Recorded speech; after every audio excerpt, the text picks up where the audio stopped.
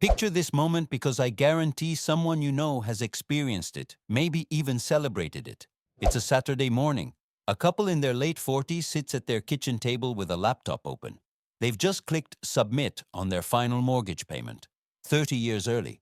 They paid off a $300,000 mortgage in 15 years instead of 30. They high-five. They pop champagne. They feel an enormous weight lift off their shoulders. They own their home free and clear. No bank can ever take it away. They are debt-free, and they just made a $500,000 mistake. Not because paying off debt is bad, not because home ownership is a trap, but because they confused emotional relief with mathematical optimization. They made a decision that felt safe but was actually one of the most expensive choices they'll ever make. And the tragic part? They'll never know. They'll never see the invisible cost. They'll never realize that the house they own free and clear in 2025 could have been one house plus $600,000 in investment accounts if they had just done the math differently. My name is Bob, and I spend way too much time thinking about the financial decisions that feel right, but are mathematically catastrophic. If you're someone who believes that being debt-free is always the ultimate goal, or if you've been aggressively paying extra on your mortgage because it feels responsible, or if the idea of carrying a mortgage into your 60s makes you deeply uncomfortable, make sure to hit that subscribe button and give this video a thumbs up if this helps you out. Because today, we aren't talking about whether you should own a home. We're talking about why paying it off early might be the single worst use of your money. We're going to challenge one of the most sacred beliefs in American personal finance, and I'm going to show you the math that nobody wants you to see. Here's what nobody tells you when you sign your mortgage documents at age 30. That loan is not your enemy. In fact, if you have a mortgage rate below 5%, and especially if it's below 4%, that loan might be the best financial tool you will ever have access to in your entire life. Let me explain why. When you take out a mortgage, you're borrowing money from a bank at a fixed interest rate for 30 years. Let's say you borrowed $300,000 at 4%. Your monthly payment is about $1,430. Over 30 years, you'll pay about $515,000 total. That means you're paying about $215,000 in interest to borrow $300,000. And when people see that number, $215,000 in interest, they freak out. They think, I need to eliminate this debt as fast as possible. I'm giving the bank free money. But that's not how money actually works. Because while you're paying 4% to the bank, the stock market has historically returned about 10% per year. Let's be conservative and say 8% after accounting for crashes and volatility. If you take the extra money you were planning to use to pay off your mortgage early and invest it instead, you're earning 8% while only paying 4%. That's a 4% arbitrage. You're getting paid to keep the debt. Every dollar you don't put toward your mortgage and instead invest is working at an 8% return instead of saving you 4%. That's a 4 percentage point advantage, compounding for decades. Bob learned this the hard way. Back in 2005, Bob and his wife bought their first home, $300,000 mortgage at 5.25%. They were in their early 30s, ambitious and terrified of debt. Bob's parents had drilled into him that debt was bad, that owing money to anyone was shameful. So Bob and his wife made a plan. They would pay an extra $500 a month toward the principal. They cut back on vacations. They drove old cars. They squeezed every dollar. And by 2020, 15 years later, they had paid off the entire mortgage. They owned the house free and clear. They felt incredible. They felt free. But then Bob did something most people never do. He ran the numbers on what would have happened if they had invested that extra $500 per month instead of paying down the mortgage. And that's when Bob realized he had made a catastrophic mistake.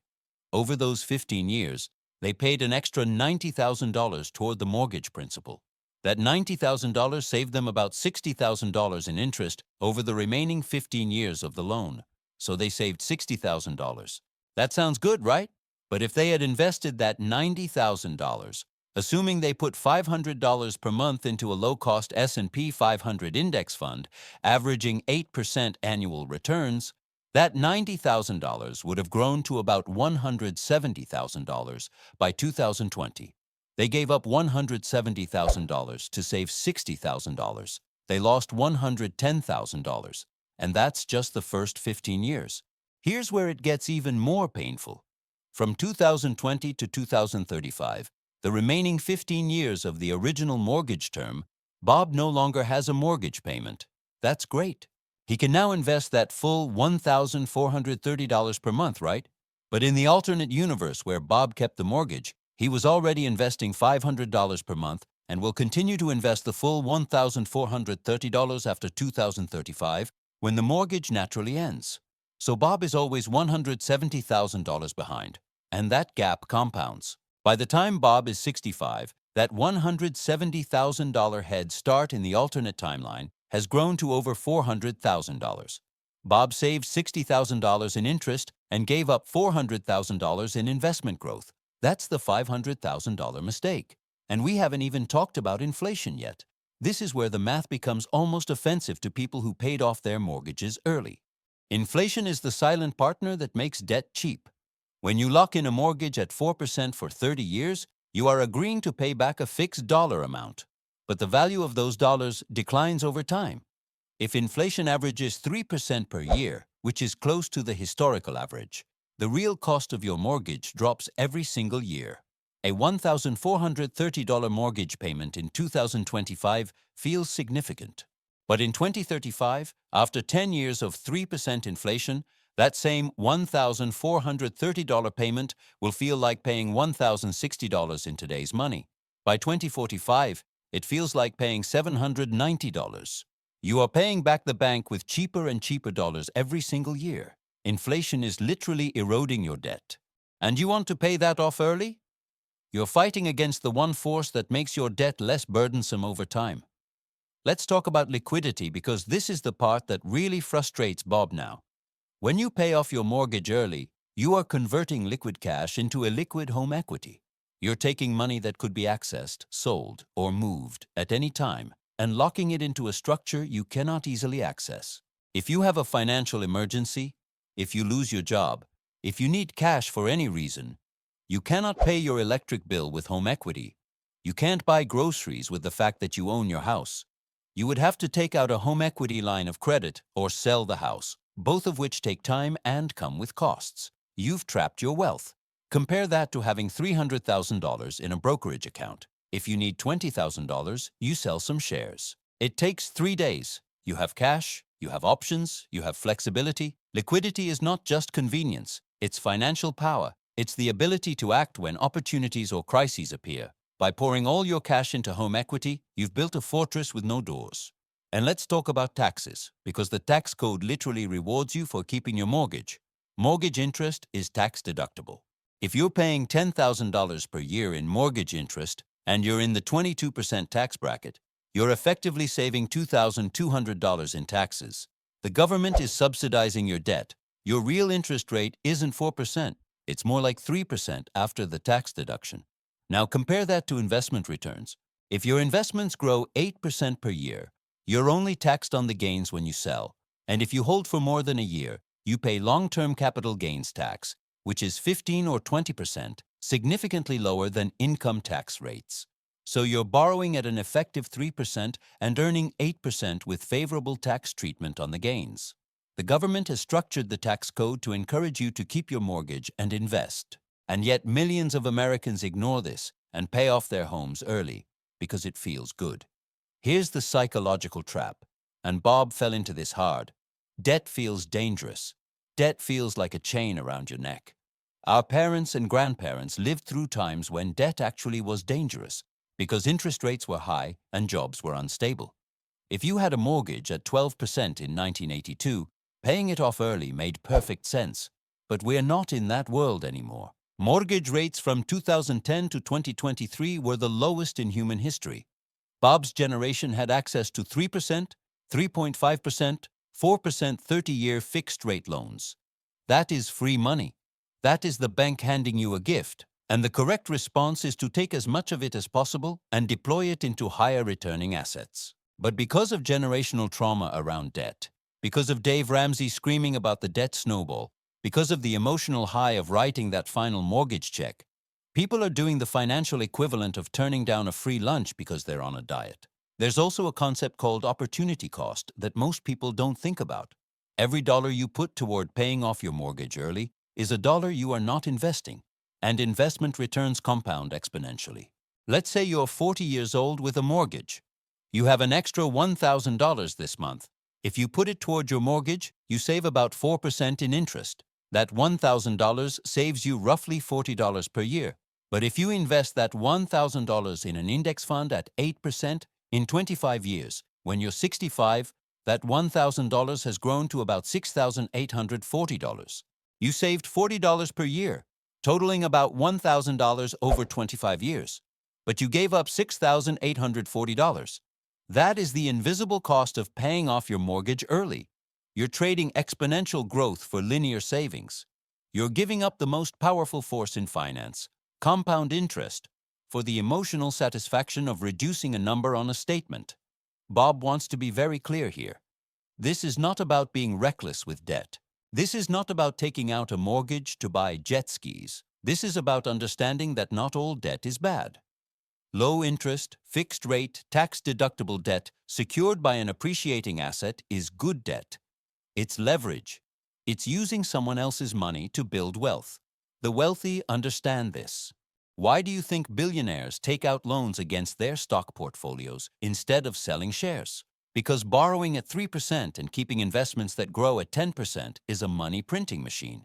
They're not allergic to debt. They're allergic to expensive debt. They're allergic to credit card debt at 19%. But a mortgage at 4%, that's a tool, that's a weapon, and you're throwing it away. Now, let's address the objections, because Bob knows exactly what you're thinking. But Bob, what about peace of mind? What about the security of owning my home outright? What if the market crashes? These are legitimate concerns. And look, personal finance is personal. If the psychological burden of having a mortgage is so heavy that it affects your sleep, your relationships, your mental health, then by all means, pay it off. You cannot put a price on peace of mind. But most people who say this haven't actually done the math. They haven't calculated the true cost. They're operating on fear, not data. And fear is expensive. As for market crashes, yes, the stock market is volatile. You will experience downturns. But over any 30-year period in history, the stock market has never failed to outperform a 4% savings rate. Even if you invested at the worst possible time, right before the 2008 crash or the dot-com bubble, you still came out ahead over a mortgage-length timeline. And here's the thing, you're not pulling the money out during a crash. You're letting it sit. You're letting it recover. You're still paying your mortgage with your salary. The investments are just growing in parallel. The risk people imagine is not the risk that actually exists. So what's the actionable strategy here? It's pretty simple. If you have a mortgage with an interest rate below 5%, stop making extra payments. Redirect every extra dollar into a diversified investment account. Max out your 401k, max out your Roth IRA. Then open a taxable brokerage account and invest in low-cost index funds. Let your mortgage run its full 30-year term. Pay the minimum every month. Take the tax deduction. Let inflation erode the real cost of the debt. And let your investments compound at 8 to 10% while you're only paying 4%. The math is not close. This is not a marginal decision. This is a difference of hundreds of thousands of dollars over your lifetime. If you're sitting here realizing you've been paying extra on your mortgage for years, don't panic. You can stop today. Redirect those extra payments starting next month. You haven't ruined your life. You've just been operating on outdated advice. The damage is done. But you can stop making it worse. And if you're young, if you just bought your first home, congratulations. You now have information that most people don't learn until it's too late. Use it. Bob looks back now and wishes someone had explained this to him in 2005. He wishes someone had challenged the conventional wisdom. He wishes someone had shown him the spreadsheet. Because Bob is financially comfortable now, but he would be significantly wealthier if he had kept that mortgage and invested. And the frustrating part is that the advice to pay off your mortgage early is everywhere. It's in books, it's on podcasts, it's from parents and friends. It's treated as unquestionable wisdom. But wisdom without math is just tradition, and tradition is expensive. Here's the deeper truth that Bob wants you to understand. The goal is not to be debt-free. The goal is to be wealthy, and sometimes staying in debt is the path to wealth. The people who built generational fortunes didn't do it by paying off their mortgages early. They did it by leveraging low-cost debt to acquire assets that appreciate faster than the debt costs them. Real estate investors do this. Business owners do this. The wealthy do this. And you can do this too. Your mortgage is not a burden. It's a tool. It's a low-interest loan that lets you live in an appreciating asset while deploying your capital into higher-returning investments. That is a privilege. That is an opportunity. And millions of Americans are squandering it because they've been told that all debt is bad. If this video made you rethink everything you believed about your mortgage, share it with someone who's been aggressively paying down their home loan. We need to stop treating mortgages like the enemy and start treating them like the financial leverage they actually are. Hit that subscribe button because Bob is going to keep breaking down the math that nobody else wants to show you. Thanks for watching, and I'll see you in the next one.